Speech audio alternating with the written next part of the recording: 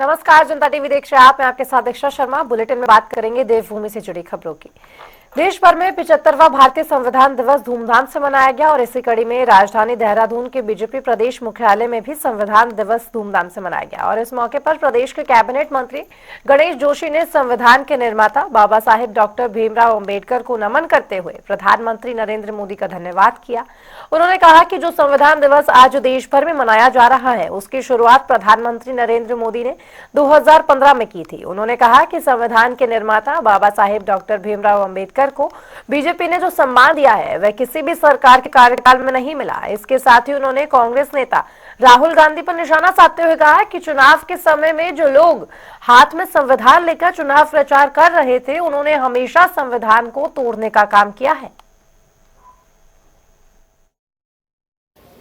देखिए, सबसे पहले तो मैं देश के प्रधानमंत्री नरेंद्र मोदी जी का आभार व्यक्त करता हूं, अभिनंदन करता हूं कि आज जो संविधान दिवस हम मना रहे हैं इसकी शुरुआत 26 नवंबर 2015 से की तो देश के प्रधानमंत्री नरेंद्र मोदी जी ने की और 1949 में पहली बार इस संविधान को अपनाया। आज देश इस संविधान से चलता है और भारतीय जनता पार्टी हमेशा संविधान के दायरे में रहकर काम करती है, संविधान का रक्षक बनकर काम करती है। 26 जनवरी 1950 को ये लागू हुआ था और आज मैं ये भी कहना चाहता हूं कि पूरे विश्व के संविधानों का अध्ययन करने के बाद सबसे बेहतर संविधान है तो भारत का है। मैं बाबा साहब अंबेडकर को भी नमन करता हूं, प्रणाम करता हूं जो इस संविधान के निर्माता हैं और मुझे ये कहते भी गर्व होता है कि बाबा साहब को भी सम्मान देने का अगर काम किया तो भारतीय जनता पार्टी ने किया। तो वहीं प्रदेश के नवनियुक्त शिक्षकों में से अमूमन शिक्षकों में पहाड़ी क्षेत्रों में जाने की दिलचस्पी देखने को मिल रही है और इस साथ ही इन पर जानकारी देते हुए डीजी शिक्षा झरना कमठाना ने कहा कि बेसिक शिक्षिका के 2906 पदों पर काउंसलिंग चल रही है, जिसमें 4 स्तरों की काउंसलिंग होने के बाद 600 पद पर नियुक्ति होना बाकी है। जल्द ही शिक्षकों की ज्वाइनिंग की स्थिति स्पष्ट होगी, जिसके बाद ही 5वें स्तर की काउंसलिंग होगी।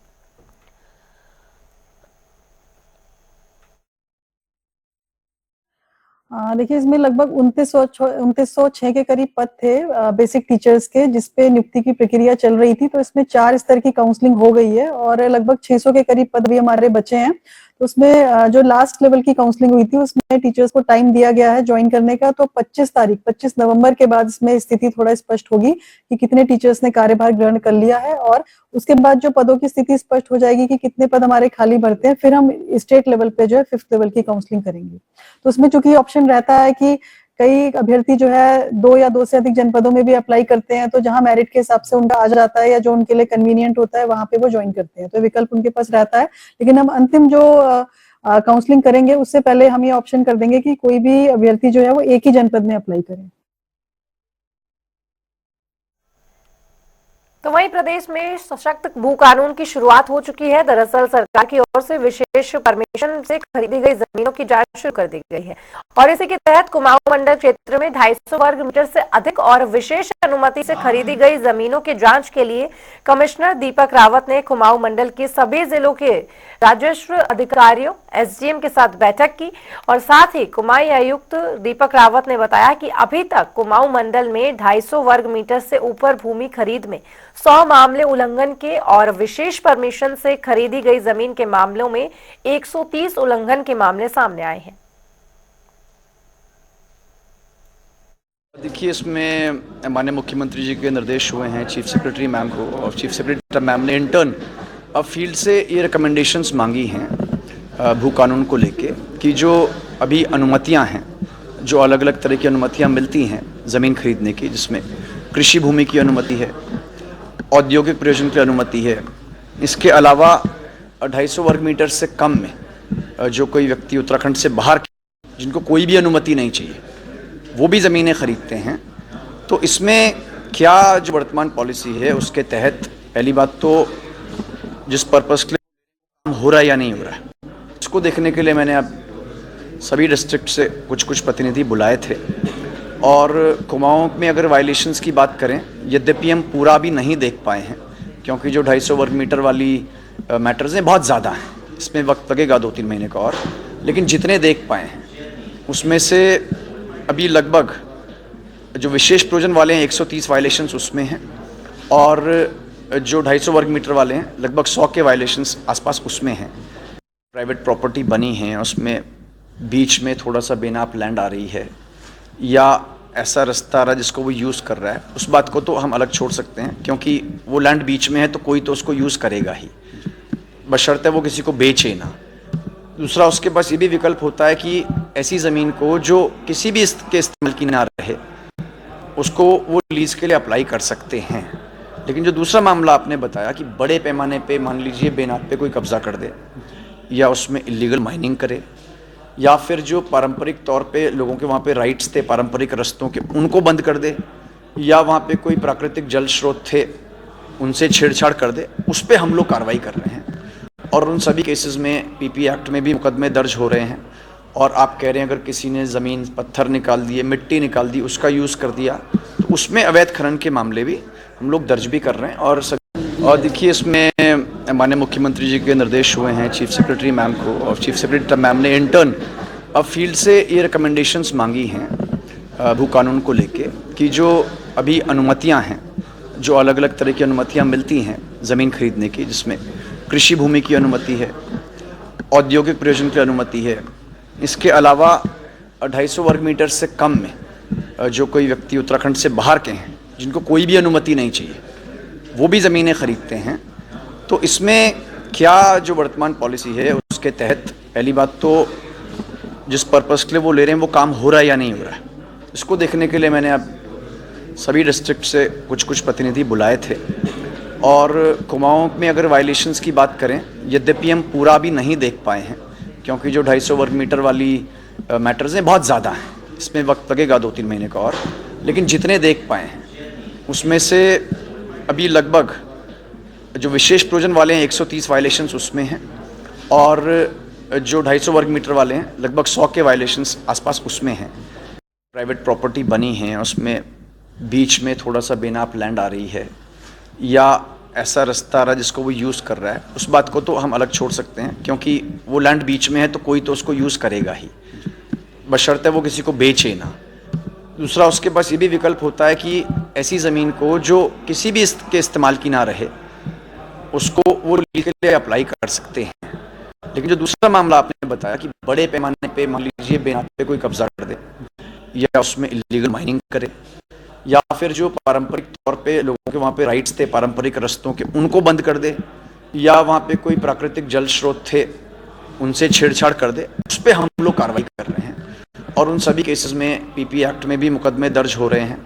और आप कह रहे हैं अगर किसी ने ज़मीन पत्थर निकाल दिए, मिट्टी निकाल दी, उसका यूज़ कर दिया, तो उसमें अवैध खनन के मामले भी हम लोग दर्ज भी कर रहे हैं। और सभी एसडीएम से मैंने कहा है कि इसको वो भी ध्यान से चेक करेंगे।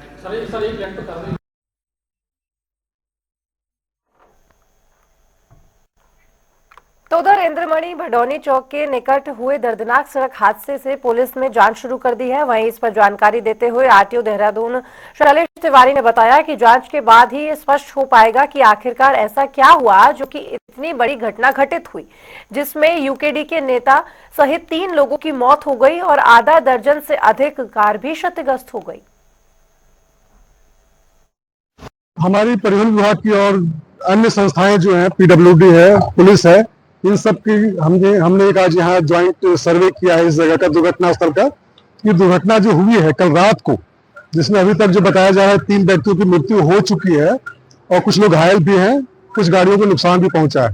तो ये जो दुर्घटना हुई है इसका क्या कारण रहा होगा और इसमें भविष्य में क्या क्या उपाय किए जाने चाहिए कि ऐसी दुर्घटनाएं न हो, क्योंकि आपको पता है जो दुर्घटना होती है, किसी की मृत्यु होती है, वो बहुत ही अफसोसजनक है।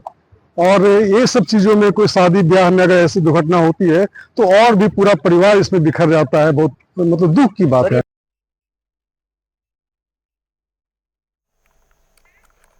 रुक करेंगे खबरों की ओर, जहां बीजेपी प्रदेश कार्यालय में केदारनाथ उपचुनाव जीत के बाद से लगातार जश्न का माहौल है और उपचुनाव और प्रदेश के विभिन्न मुद्दों को लेकर बीकेटीसी अध्यक्ष अजेंद्र अजय से लगातार हमारे संवाददाता यश राज आनंद ने खास बातचीत की। ये सुनिए।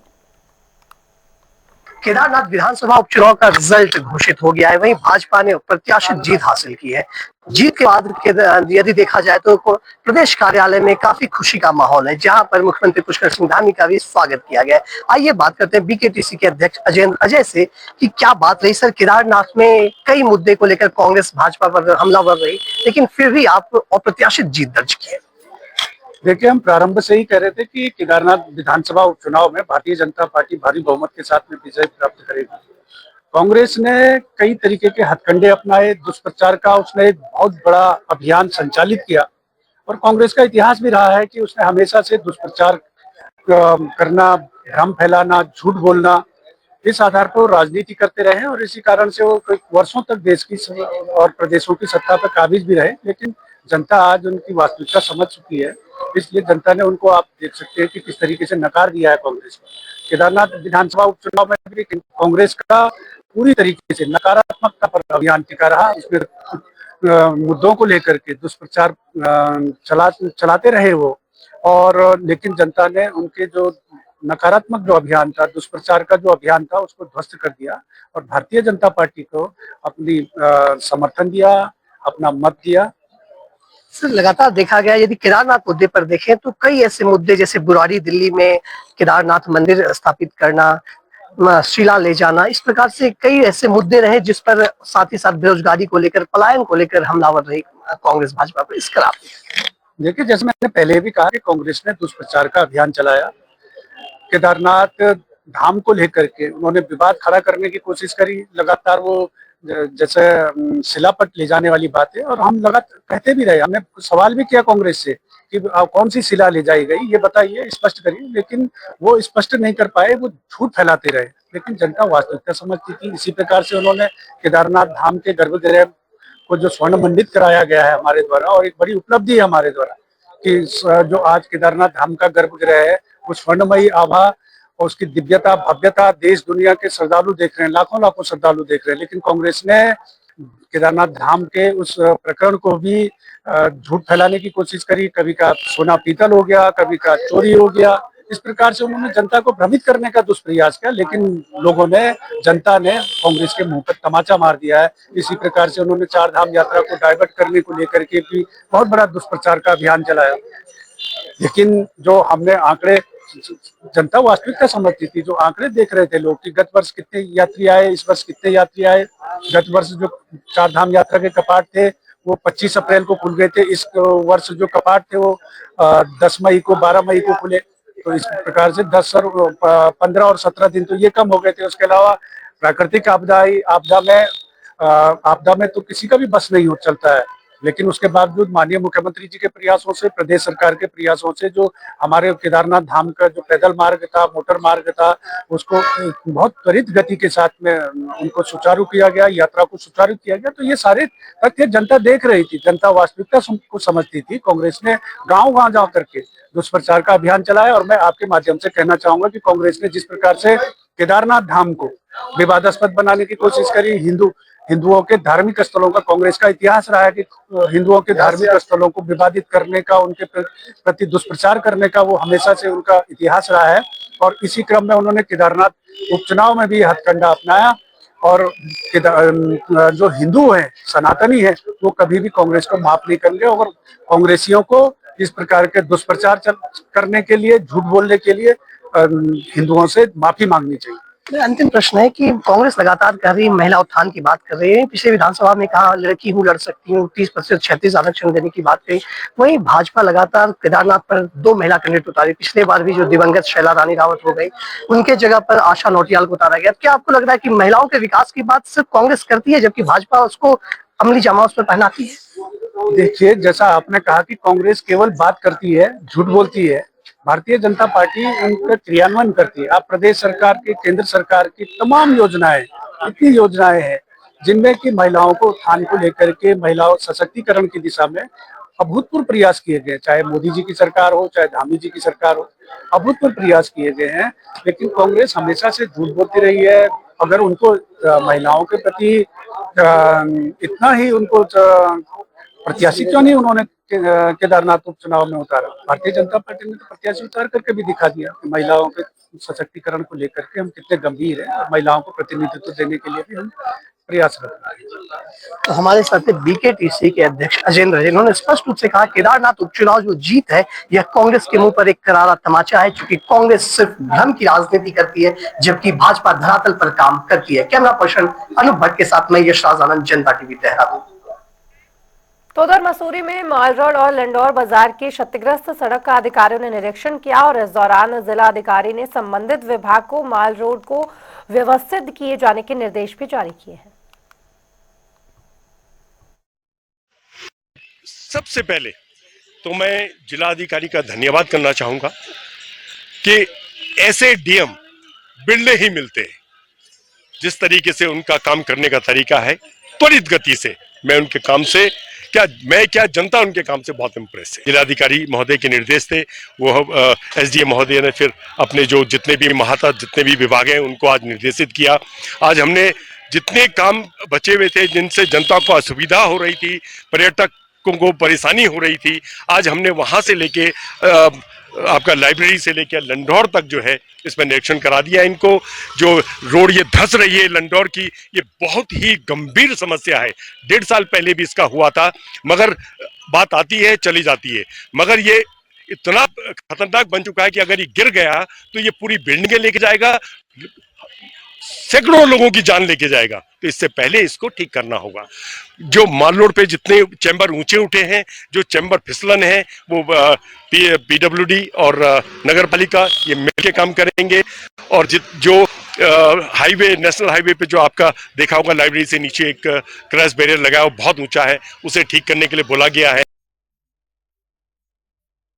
आज माल रोड से लेकर और यहाँ लंडौर तक सड़क के किनारे पानी से, बिजली से और एमडीडी से संबंधित कुछ समस्याएं पाई गई, जिसे हमें जनप्रतिनिधियों द्वारा भी अवगत कराया गया।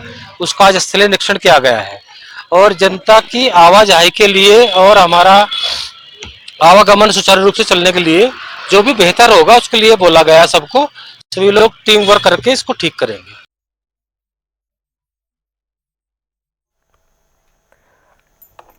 तो उधर खटीमा ब्लॉक परिसर में खटीमा का सबसे ऊंचा तिरंगा स्थापित किया गया और ये तिरंगा 111 फीट ऊंचा है। इसके साथ ही देश के महान विभूतियों और स्वतंत्रता संग्रामियों के डॉक्टर भीमराव अंबेडकर, सुभाष चंद्र बोस सहित कई सेनानियों की मूर्तियों का अनावरण भी किया गया है और इस दौरान सशस्त्र सीमा बल के जवानों की ओर से तिरंगे झंडे को सलामी भी दी गई।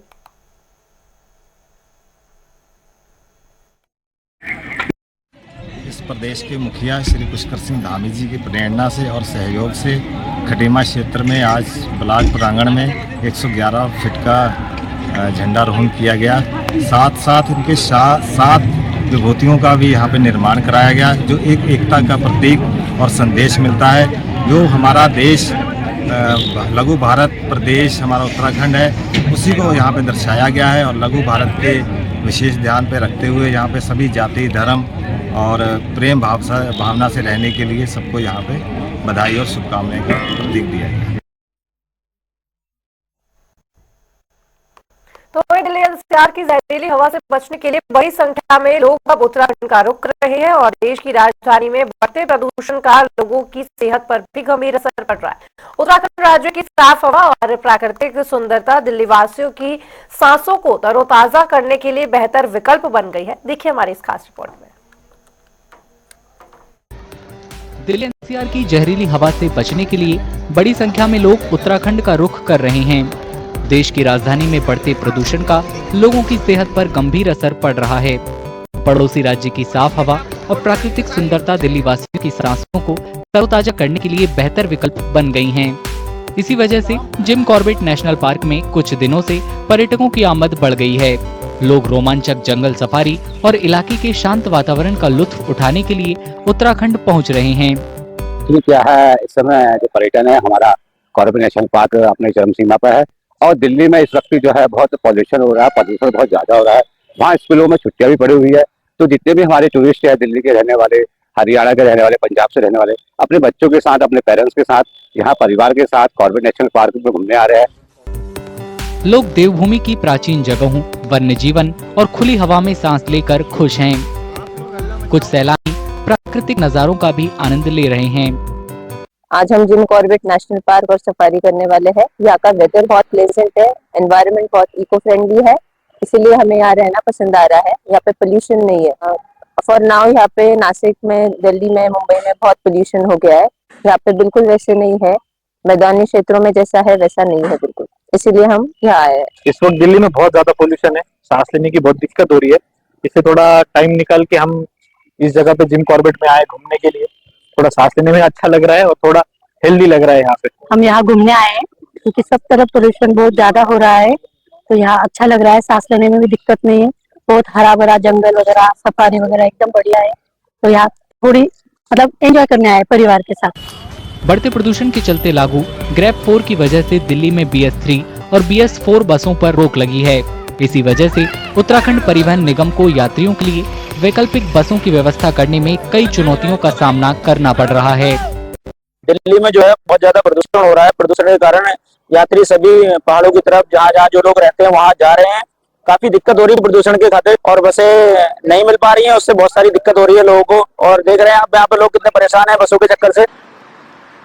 नवंबर महीने में दिल्ली की वायु गुणवत्ता बहुत खराब और गंभीर श्रेणी में बनी हुई है, लेकिन इससे उत्तराखंड के पर्यटन उद्योग को फायदा हो रहा है।